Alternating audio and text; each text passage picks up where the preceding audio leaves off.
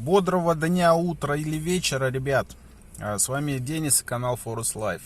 Столкнулся с такой ерундой, что появился сверчок в водительской двери.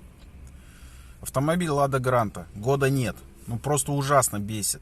Машина полностью в ноль зашумованная. А этот сверчок прям добивает.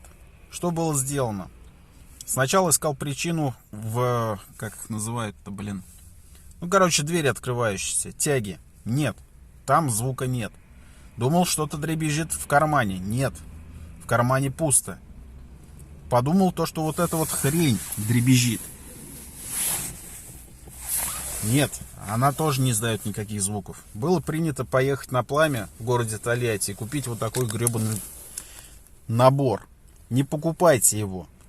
Если вы найдете вот такие вот штуки пластиковые, полиуретановые, купите лучше их отдельно. Потому что болты, которые идут в комплекте, они слизываются после первого раза.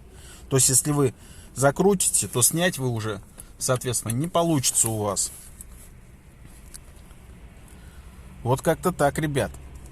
А так, да, поставил. Вообще не проблема. Посмотрим, как будет.